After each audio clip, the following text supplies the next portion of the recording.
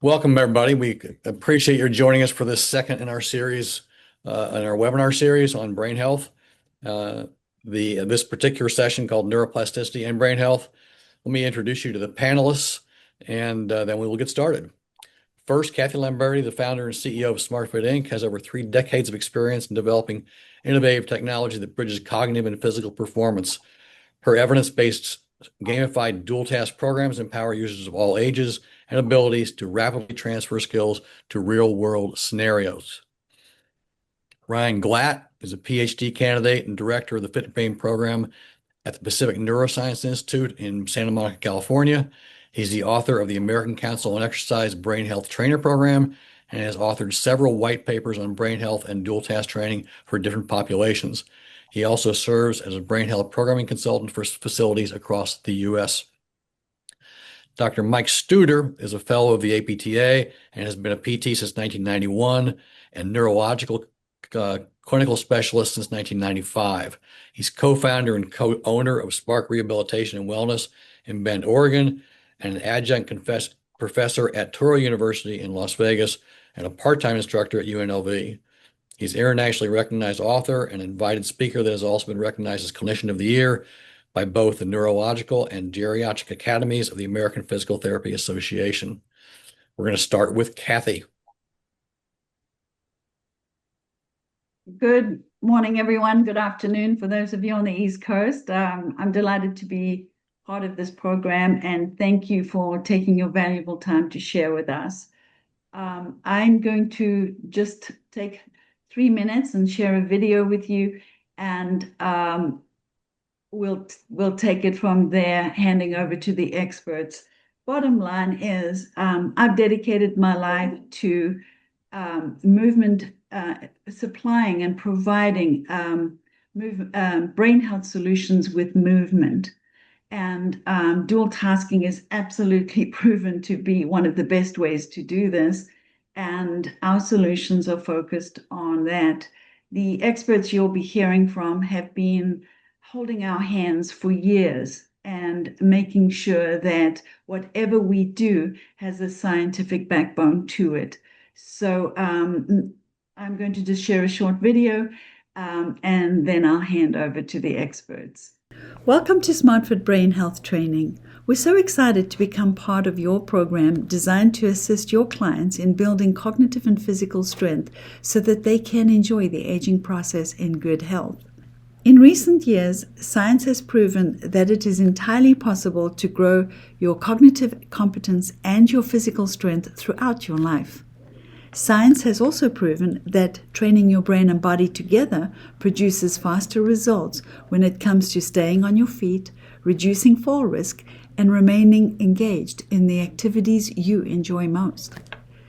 This form of training, called SmartFit Gamified Dual Task Training, is proven to not only produce the fastest results, it's also a lot of fun because programs are delivered in the form of games where you can track your improvements, stay motivated, and prove the program is working for you. Even if you've never exercised, it's never too late to start. SmartFit Brain Health Studio is designed to provide you with the tools you need to start slowly, progress at your own pace, and build your confidence over time. In addition, this form of training will enhance your ability to think clearly, stay motivated, plan your daily activities, and execute them with the energy and physical skills needed to do what you want to do on your terms as you grow older. SmartFit has its roots in over 20 years of research, which is explained here by Dr. Rob Winningham, PhD.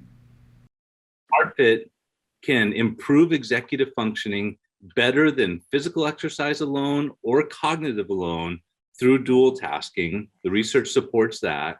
And we also know if we improve executive functioning, that generalizes to things that have never been trained, and including activities of daily living that can maximize independence and quality of life. That's it. The other thing, kind of at a really high level, we have 20 years of research, some of that research I've done myself, showing that cognitive stimulation can improve, and this is actually the key. If you really want to know what's happening in the brain, it improves executive functioning, and that includes your ability to pay attention, your ability to inhibit behavior, thoughts, problem-solving, reasoning. And here's the deal. This is 20 years of research summarized. If you can improve executive functioning, that generalizes or transfers to things that have never been trained.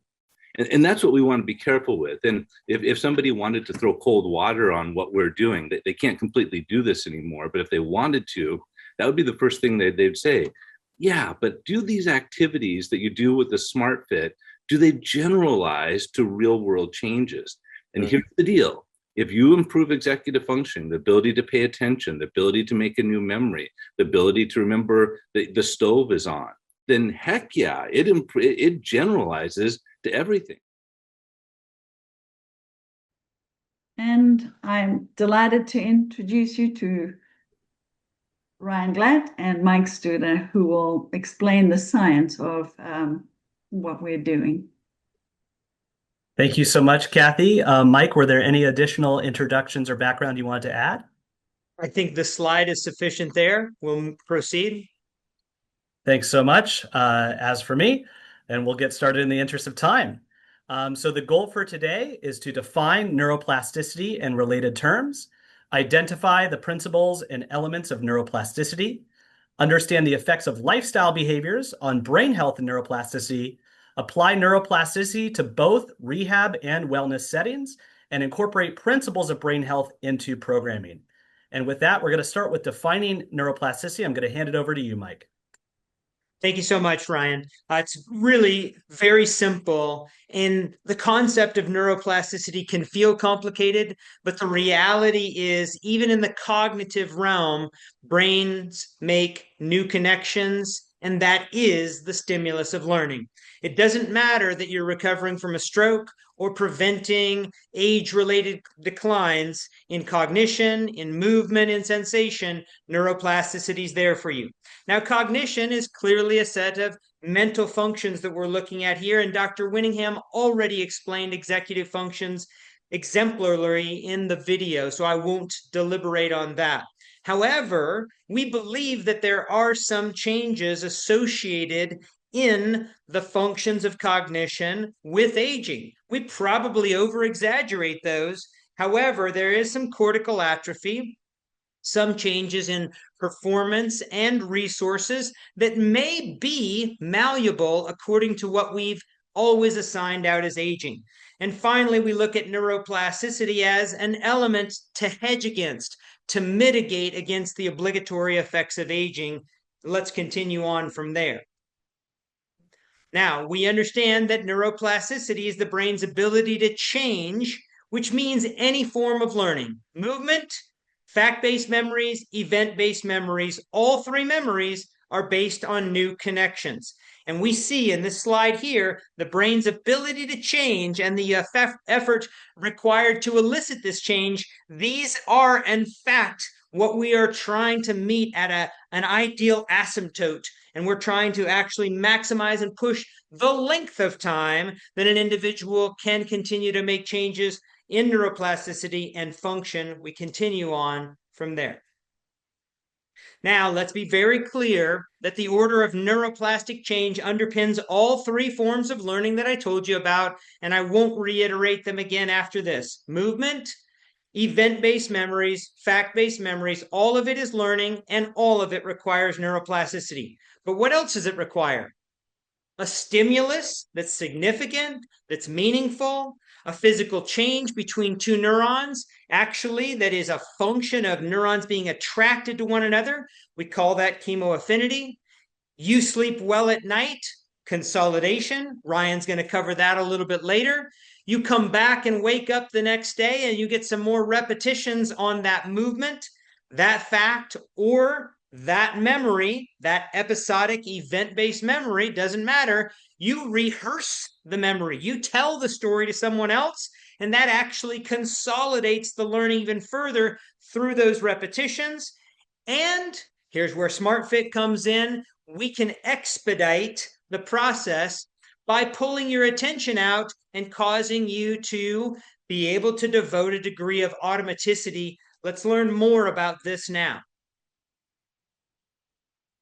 So our applications in plasticity depend on several things. Not all of these need to be met.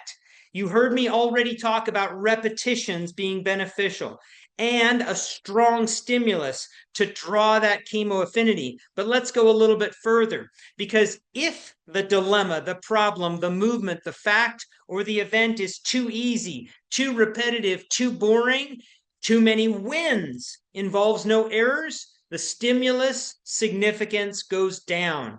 So we need something like a gamified platform that you have already seen on video, many of you are already familiar with, but there is nothing like SMARTfit that gives you not only an opportunity to go for a personal best, but sometimes not get a personal best, a near miss, an error, a success, an effort, a challenge, a motivation to try to beat my own score, or to just invest in my own health. So your effort to try to loss avert and prevent age-related decline in your brain is enough of a motivation. This all is pulled into one singular enriched environment that's built for people, that's staged and leveled for them, that gives them reward, and also required for neuroplasticity a degree of physiologic support. Ryan's going to touch on more of that later. So now let's stay focused on cognitive neuroplasticity, which is the main concept that we're here for today. If the brain is seeing a need to imprint for my health, for my memory, for me to improve the score, for me to beat the person I'm competing against, or a normative value, whatever works for you, if the brain can see a need to improve this and can see that it is improving, shows a degree of hope, now we have a win. So when we engage in a meaningful task, I'm investing in my brain health. We provide an easy game for you that's hard to master. And this certainly borrows from the inventor of Atari. So we know that is the basis for that entire platform. Make games that are easy to learn and hard to master. Look up that quote and you will have a new fact-based memory for the founder of Atari that quoted that. Then we give you the opportunity to compete against yourself or others, remeasure, gamify, and then the intelligence of SMARTfit, along with the trainer that you can be working with, and many of you attending right now are going to be those trainers, leveraging the SMARTfit platform to adjust the dosage as appropriate so the individual is not experiencing too many errors or too many successes. Let's learn more. In cognitive neuroplasticity, it is beneficial and healthy for us to have a brain that's ready to be improved. I've alluded to this already. Ryan's going to elaborate on this a little bit, but now let's talk specifically about cognitive neuroplasticity. As I've already mentioned, beneficial if you see that you're making some wins. You need some hope. We call that enhanced expectations or enhanced expectancies. We know that this will prime the brain. This helps self-efficacy, improves the learner's expectations that they will continue to improve. But what about that physiologic support? You need blood flow. You need awareness that you are or are not improving or have things to work on. Through the gamified platform, you're going to develop heightened resources in attention to task. Kathy's video was very clear about this. And as I've already mentioned, we want a person-specific doses. This is the underpinning for precision rehabilitation and precision wellness, is that it's the right person, the right place, the right intervention at the right time, and that includes the level of difficulty. I've already mentioned, Ryan will carry it further with sleep necessary to consolidate in the neuroplasticity process. And finally, we need volume. You can't actually have people come to physical, occupational, and speech therapy for 3 hours per day, but they could play the SMARTfit on 4, 5 different 45 minutes, 3 different 20 minutes, and they could be spread throughout the day in wellness opportunities as well. Let's learn more about that. So let's consider now in neuroplasticity, what does it take to get the brain to reorganize very quickly? We've talked about success, food, and feedback. And here in the platform we're talking about here, I am seeing myself improve. We need persistent error signals that are not so overwhelming that cause you to feel like you're never going to get this, but we can't have too many consecutive wins. And finally, the last thing that causes the brain to reorganize, certainly not in the SMARTfit context, is danger, fear, or pain. Those are the only three reasons why the human brain ever reorganizes: external reward, food, praise, etc. So what do we get? We get neuroplasticity when there is enough demand.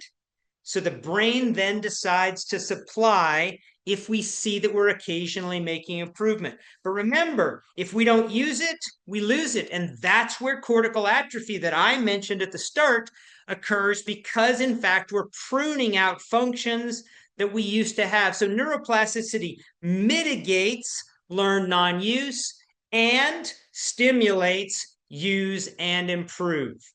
Let's go on from there.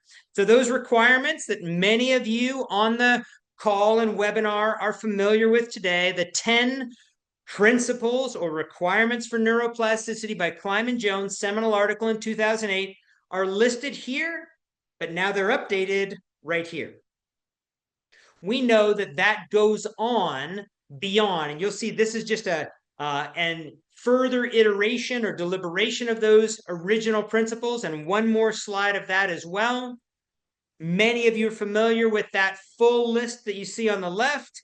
Here's the updates on the right, and this is in preprint. I'm working with a colleague that both Ryan Glad and Kathy Lamberti know right now, Dr. Beth Fisher, to rewrite the principles of neuroplasticity, and these are the 8 that we're suggesting over here. Some of what Ryan's going to talk about helps to elaborate on this. But what did you already hear today? Engagement, person-specific dosage, consolidation through sleep, self-efficacy, belief that I can improve, and this is healthy for me. Divided attention, which we're going to even talk about more. Automaticity comes from divided attention.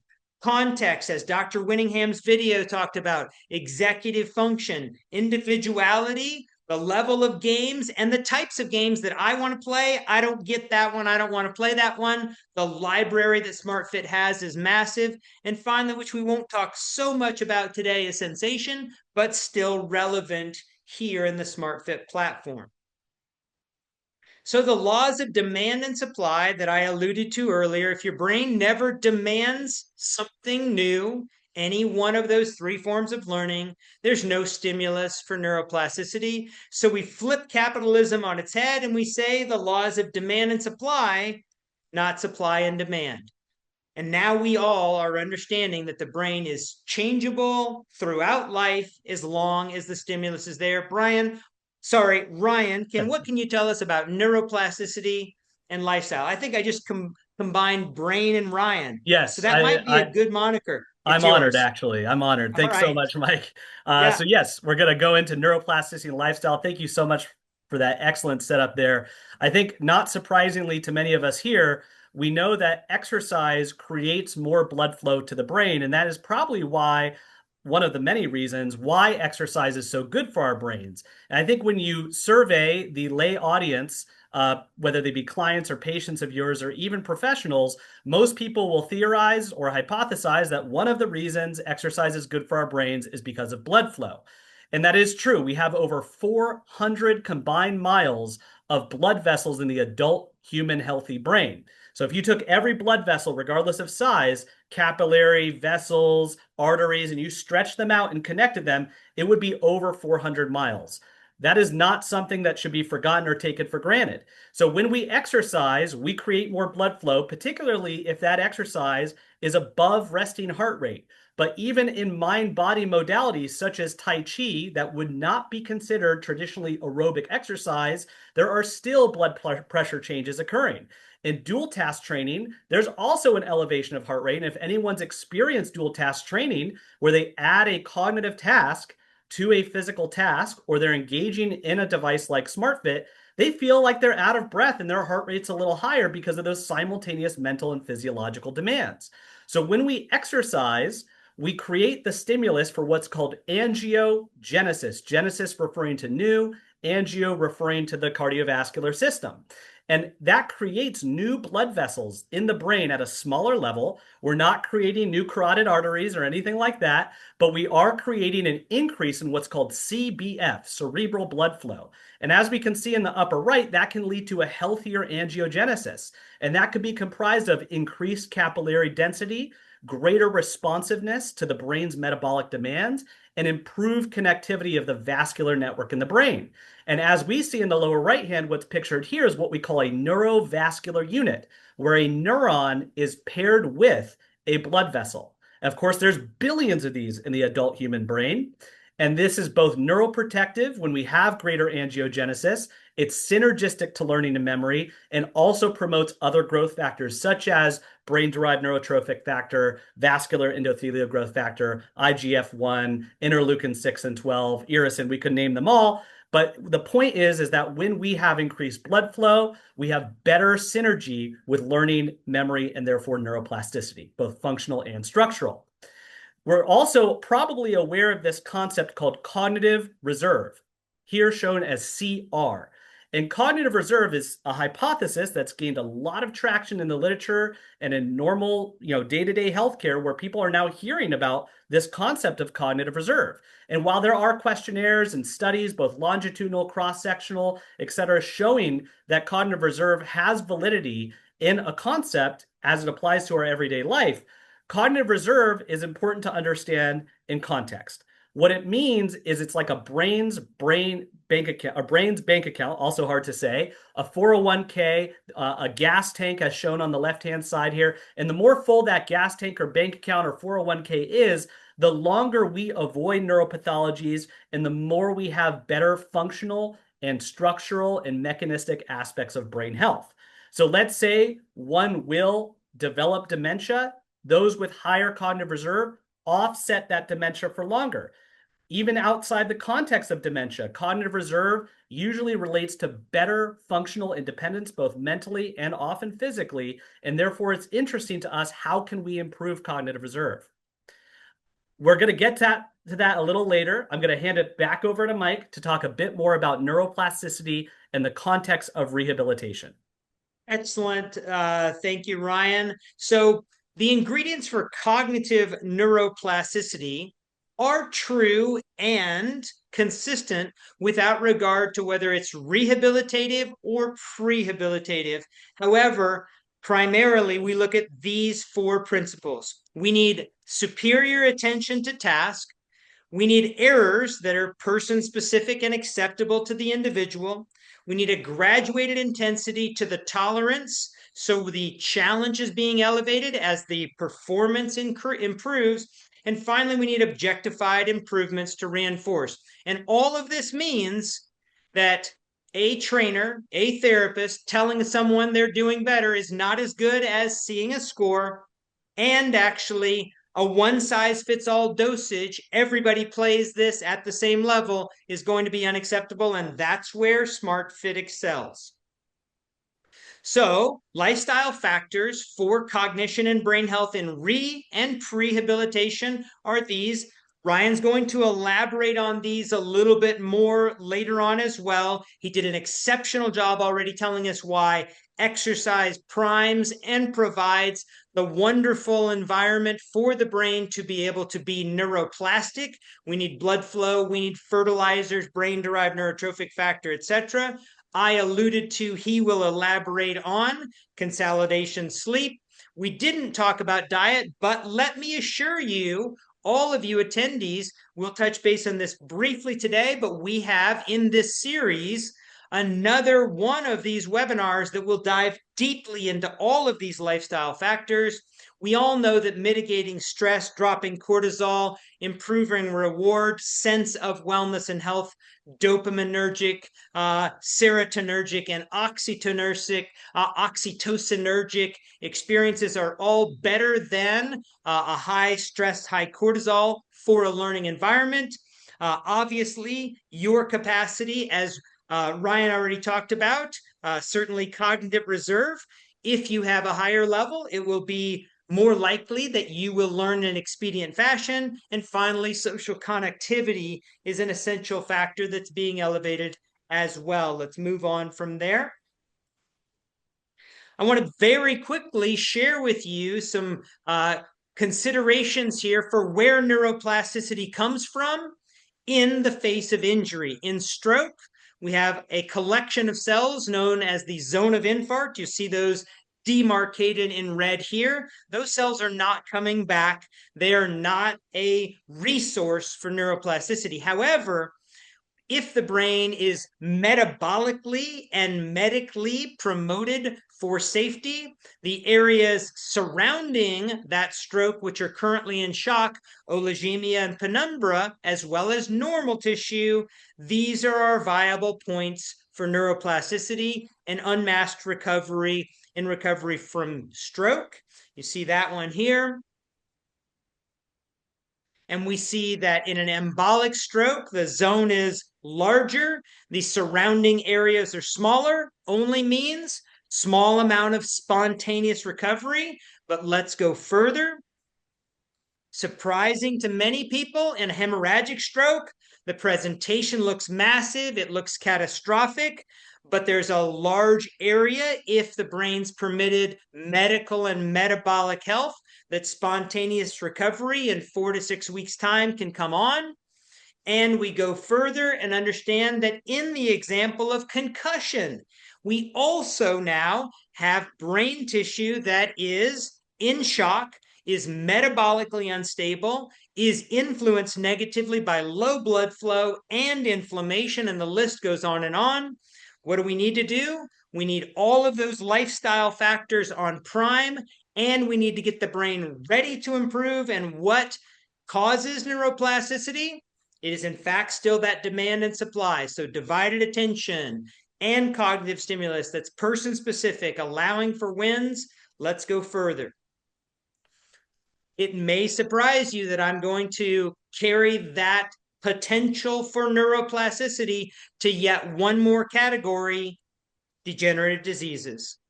And regardless of whether it's a tauopathy, beta amyloid, plaques, neurofibrillary plaques, tangles, Lewy bodies, neurodegeneration from other form, other intact areas of the nervous system, if and when stimulated, can in fact provide supply through neuroplasticity to mitigate the condition's expedient degeneration or reverse some of the losses.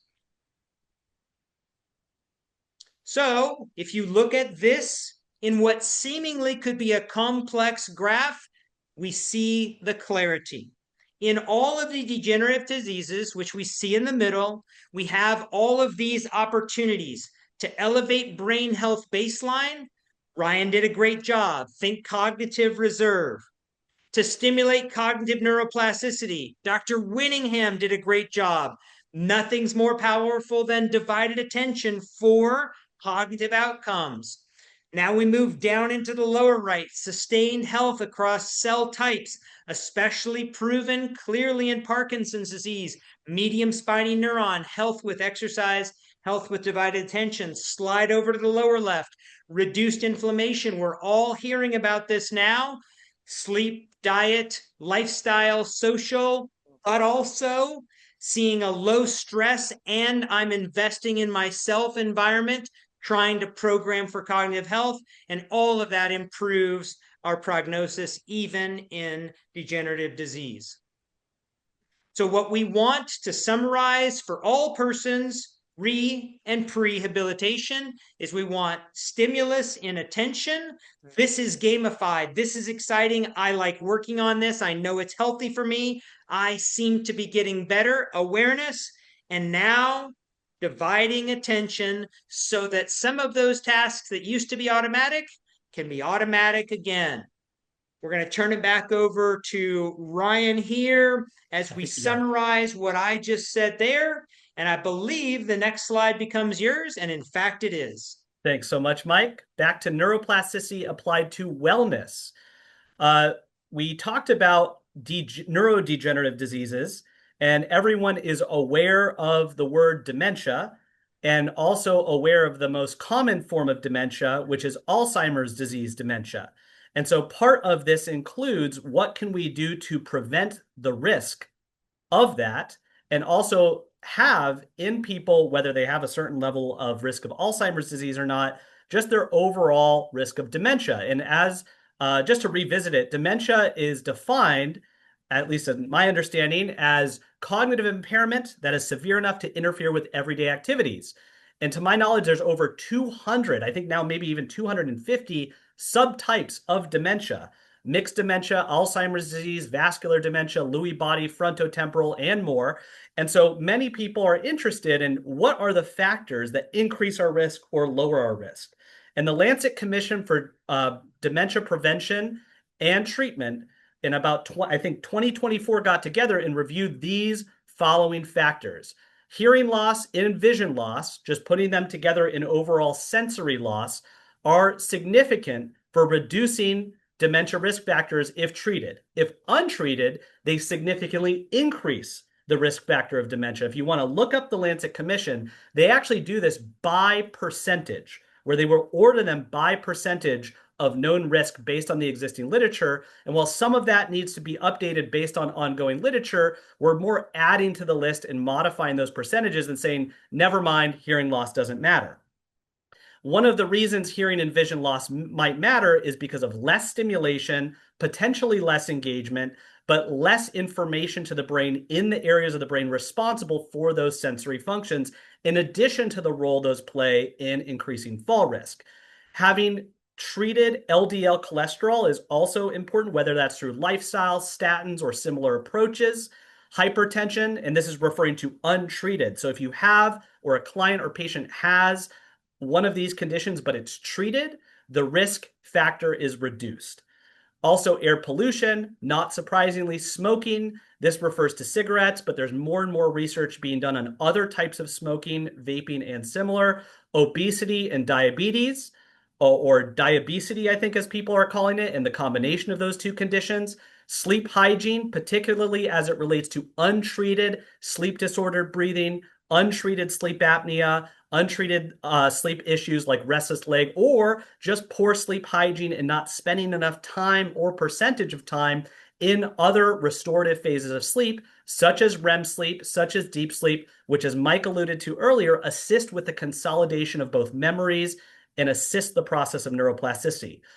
We're keenly aware that physical inactivity is a worldwide issue, both in the context of physical activity, i.e. the number of steps, leisure time activities, instrumental activities of daily living, as well as structured exercise, untreated depression and other untreated mental health issues, excessive alcohol consumption. And most people stop me and ask, well, what's excessive? That's not in the context of today's presentation, but the number of drinks that are allowable seems to be reducing over time. And some experts even posit that no alcohol is allowable for dementia risk and brain health.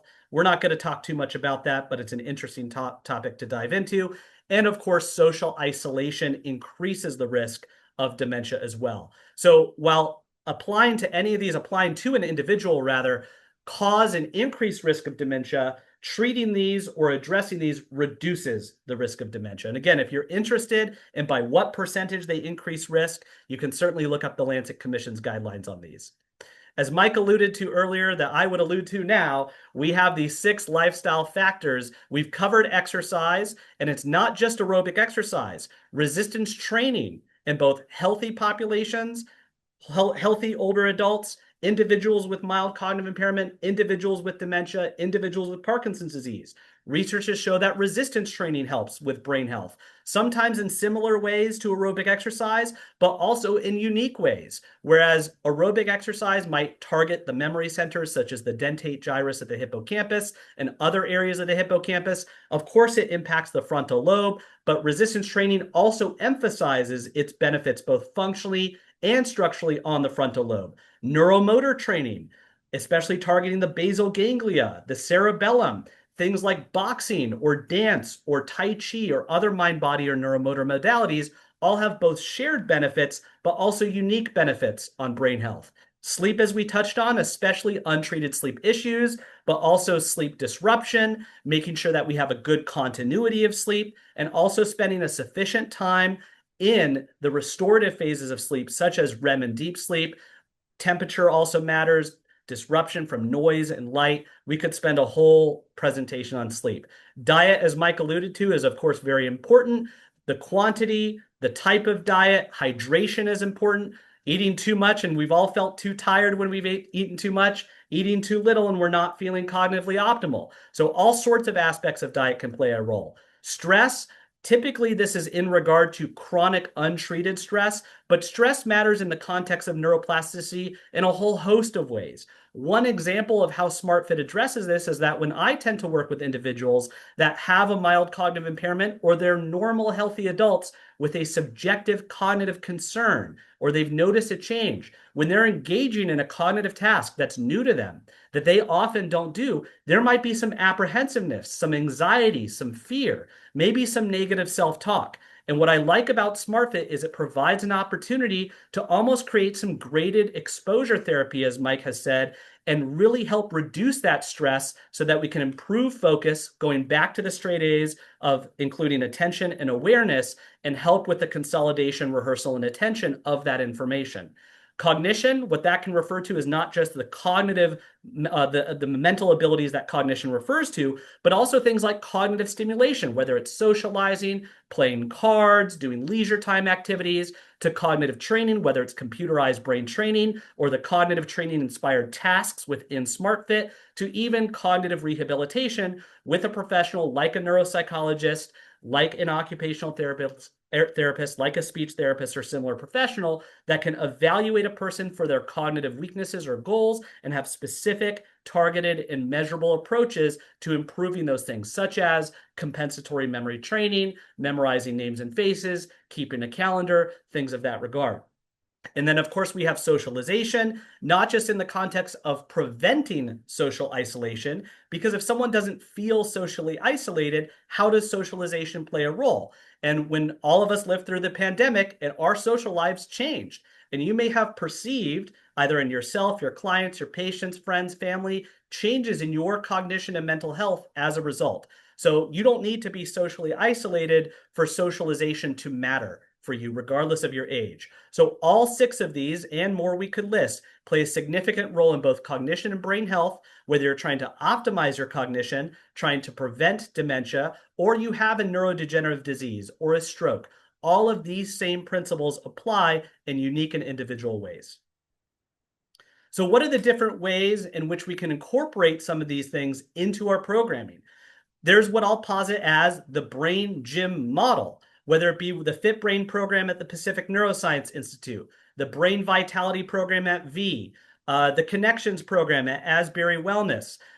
You're looking at Marbles, you're looking at Activate Brain and Body. All of these are examples of a brain gym model whereby individuals go to a space, whether it's a rehabilitation space, a fitness space, a medical fitness space, and experience a combination of clinical exergaming, dual task training approaches, and technology such as SmartFit in combination to have targeted and helpfully general tasks that help with maintaining cognition, improving cognition, and improving motor function such as balance and walking.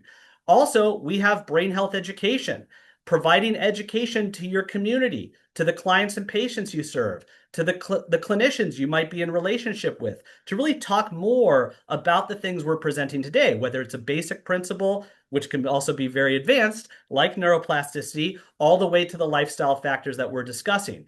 Even brain health coaching, and Mike has written and lectured on this extensively, how we can engage in behavior change conversations around helping individuals within our scope of practice to make these positive lifestyle behaviors that we know support processes like neuroplasticity. And of course, partnerships with allied healthcare professionals, with clinicians, neurologists, rehabilitation professionals to create a 360-degree view of how we approach brain health, where you're not just doing this by yourself and playing games. That certainly might be how it starts, but the bigger picture is creating a whole network of professionals that can better serve the people that you serve as well. Now, what's required in order to do this? You need the right staff. Sometimes you need more staff. Sometimes you need to train the staff that you already have with education. You might already have the right staff, and it's just about providing more programmatic assistance.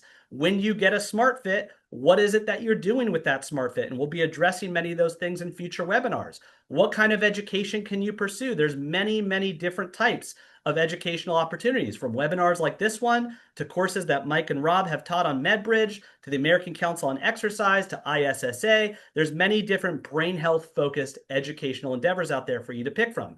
Of course, equipment. That includes things like SmartFit, but also softwares, mobile applications, other types of devices, and assessments. This is, of course, within your scope of practice. It may be different whether you're a rehabilitation professional or a fitness professional. And luckily, SmartFit does have assessments that can provide baseline performance-based comparisons before and after training. And of course, as we talked about at length, partnerships. What kind of partners will you have to make this successful? Because getting equipment and putting it in a space is not enough to help reach the individuals that you are motivated and passionate about helping.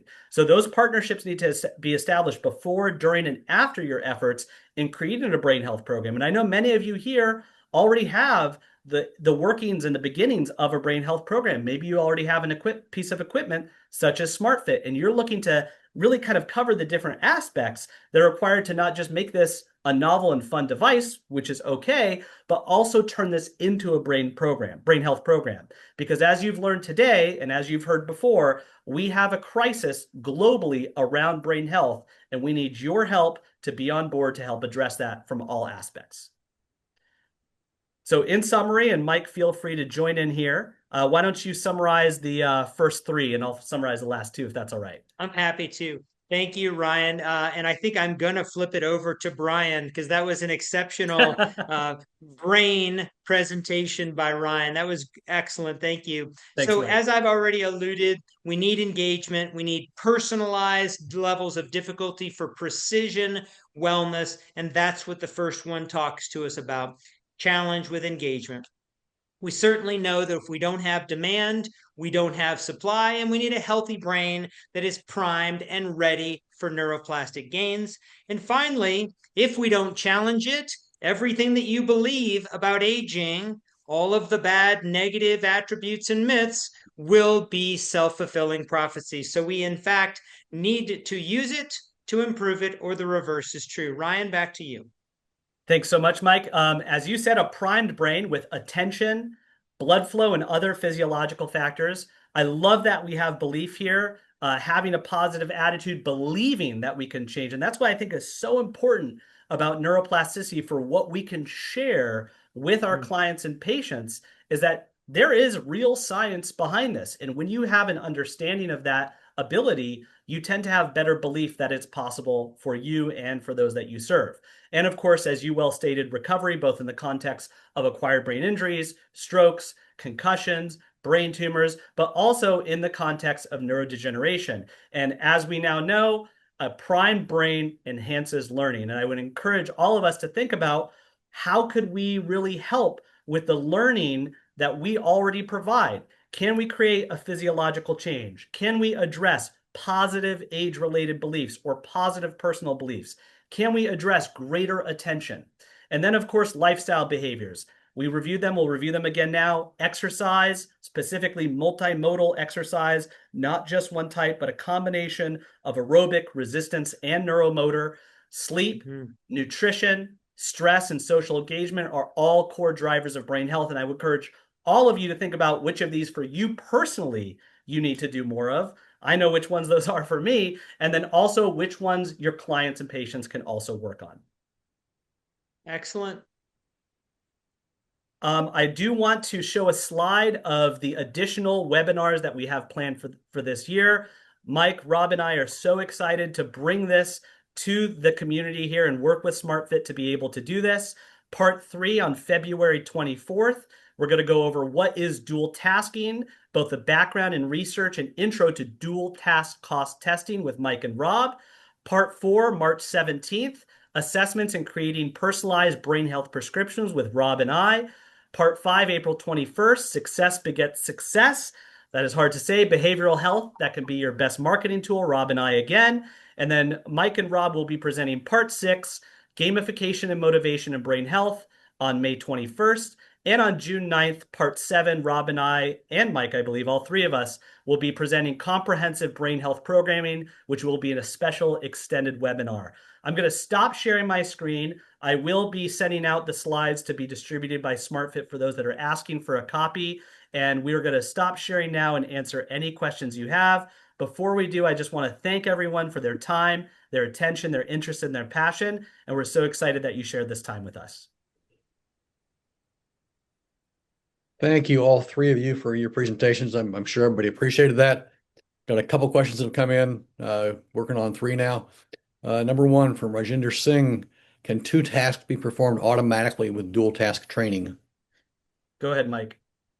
And I will thank the attendee for the question, and I will tell you that the most likely way that any task will be performed automatically is if in fact it has ever been programmed simultaneously with something else.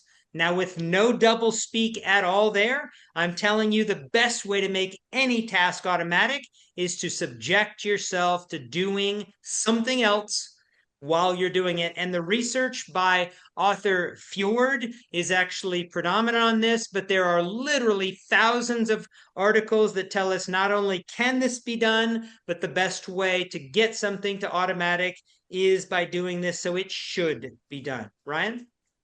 Yeah, I agree. And just to answer some other questions, I'm seeing lots of questions around, will this be recorded? I'm just going to answer those in that saying yes. This will be and is being recorded, and yes, you will be sent the slides. I think those were the majority of the questions there. I believe for those interested in part 1, it is recorded and uploaded to the SmartFit YouTube page. Is that correct, Tom and Kathy? It is, and what Yes. we'll do is send out that recording link while we send out this one. So Oh, you'll get wonderful. you'll get both. Wonderful. I'd also add that we are adding these to the SmartFit Academy, so that as each one of these recorders comes out, it'll become part of the SmartFit Academy. We will be running a second webinar series on how to actually use the app and how to choose the right activities for your clients. So that's another series that we will be announcing in the next week or 2.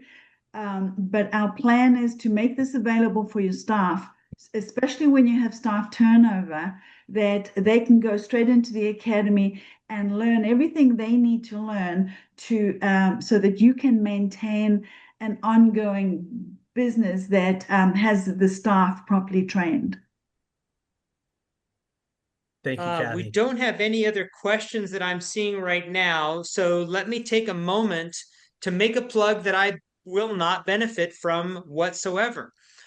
Scott Fulton and I engaged in a very lengthy conversation yesterday. That's recorded. The reason I bring that up is Scott is the author of a book that was just released 1 week ago today entitled Function, and basically providing people an opportunity to see their blind spots. Scott references the importance of divided attention in the later chapters of his book on cognition. It is very important that the collection of articles and books now that are talking about health span and include the importance of brain health, and as Ryan talked about, the symbiotic and bidirectional nature of brain feeds body and body feeds brain, also include the consideration of measuring yourself to see where you are, leveling yourself. And that's what Scott's book is all about.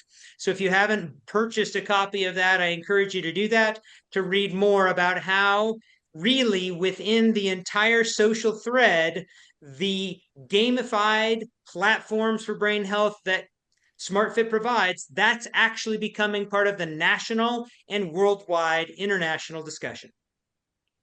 Thanks so much, Mike. I agree. And I will also, on the topic of books, plug your book, The Brain That Chooses Itself, in the background there. And I do not benefit from that myself, but also want to iterate that that book includes much of what we presented today for those that want to revisit many of these concepts and more. Thank you, Ryan. I did not plug that or intend that, but I appreciate it. Of course. Someone asked, can SmartFit be portable? Kathy? The answer is yes, we do have a portable model. And we also have our strike pods that are portable that can go outside in a park and work effectively. So our goal has been to design a suite of products that can be used by any level of participant as well as in any location. So we can put the high impact systems aside for the powerful, if we want to really show their power and train their power. But then we also have the portable systems that can go bed to bed in a memory care or rehab facility. Agreed. Yes. And one of my favorite concepts is I believe a YMCA created a portable SmartFit van, literally a brain gym on wheels, which is so cool to me and hope it's on my bucket list. That's something I'd like to do. And so I think that's so cool. And so, yes, of course, SmartFit is portable depending on the model, and there's many different options for that. I'm also Just on that note, Ryan, Yeah. it's fabulous. I mean, this is a YMCA who is now servicing memory care facilities, long-term care facilities, senior living, and they drive out with a little van, open it up, and roll the equipment in and run a class. It's wonderful. And Brenda is here saying, yes, it is you, the West Morris Area YMCA. You received the Portable Smart Fit of the Year award, if that's an award. And then Lee asked a great question. Lee says, we have focused heavily on older adults and brain injuries. Can these principles be applied to younger people and athletes? Mike, I'm going to give you that one. Wow, I think all of us are chomping at the bit to answer that one. So I'm going to stay very brief because we know tactical warriors, professional and high school non-professional athletes are already utilizing this in a team-based approach, in a one-on-one training approach, and in a battalion approach. We could have an entire 3-hour webinar just devoted to the videos that have already been cut on that. Kathy, maybe you want to step in next. Well, my background is I'm a former school teacher, and this was born out of a frustration I had seeing children seated all day. And I gave up my career as a teacher to do this. So if you want to really see your heart move, go into an autism center with SmartFit and just see the work we're doing with children on the spectrum. It's just phenomenal. And I must give strong credit to Kathy for collaborating with various universities and researchers. This is a slide on SmartFit's research in children. There's actually 2 studies that have been conducted that are cited here. One study using SmartFit found that in 6 weeks, 30-minute sessions of 8 sessions in ages 5 to 6 years of age significantly increased the levels of vigorous activity and improved cognition after 1 month follow-up, and in children 9 to 13 years, as little as 10-minute sessions of SmartFit at a low intensity significantly improved inhibitory control according to a Stroop task. So there's been some exploratory research in that, and we don't talk about it too much, but I think we should. It's very exciting. Just to speak to the children part and younger adults. Well, it also speaks to the kid in all of us, right? Yes, because yes. that's what it's all about. I mean, heck, you want to see 85-year-olds go at it like a kid? It's just wonderful. Absolutely, absolutely. Jennifer asks, please clarify the 4 different types of attention and how they can be optimized by this intervention, or is the focus solely on divided attention? Wonderful question. Mike, did you want to start to answer that one? Well, of course, that's because that's my friend, Dr. Jennifer Brown. So I want to address that question. Thank you so much. So Dr. Brown is exemplary, and she knows this field very well. And I'll tell you, when we talk about focused attention and selective attention and divided attention, and certainly task switching, alternating attention, I will say with a resounding yes, all of those can be programmed within SmartFit. So we definitely highlight divided attention, and we did that a lot today. However, on February 24th, Dr. Winningham and I will clarify all 4 of those subtypes. And you'll see in the SmartFit, perhaps you already have experience with this, where you need to ignore a stimulus, such as in the Stroop, or ignore other subtypes of icons representing faces that don't have a smiley face. You're filtering, and that is filtering or selective attention. And so we certainly have those, all 4 of those represented. And let me be very clear to understand that every time we endure in a task, and SmartFit has the ability to adapt the length of most any game you could play, you're also working on focused attention. I could go on and on about this. Thank you for the question. Resounding yes. Awesome. Jane asks, can you add on to Pro Trainer units? As someone going through this process now myself, the answer is yes. You can add on to a degree. Kathy, what's the maximum amount of Pro Trainer units at this time? 4 units side by side, but we have actually designed for 6. We're not releasing 6 yet. I think we need a lot more programming so that the trainer can control the class. But a 4-unit system can manage a class up to 24, and that's quite a big class. And it can also provide excuse me, it can also provide the data of each participant within that class of 24. So yes, we are heading for large group training, but the 4-station, Ryan, the one that you're upgrading to, you're going to have your hands full. Yes, I'm excited. An anonymous attendee asks, how do I participate in a program? That's a great question. Very mysterious that you are anonymous. I don't know who you are or where you are, so that will change the answer. But I'm sure if you contact SmartFit, we're happy to help find a location that is closest to you. Hopefully in the near future, there will be one in every major city. And that's one of the reasons we run these webinars, is create more awareness. So hopefully we can find a program that uses SmartFit near you. Thanks so much. Mike, did you have any closing words for us? I don't. I just want to echo back my thanks both to SmartFit for helping to produce, invite, and create the platform for us to talk about, and to you, Ryan, for your collaboration on this presentation, and for all the attendees for your questions and time and attention. It is valuable to us. Thank you so much. Thank you all. We will be following up with recordings of this, so you can also answer or ask us any questions in the future. Thank you.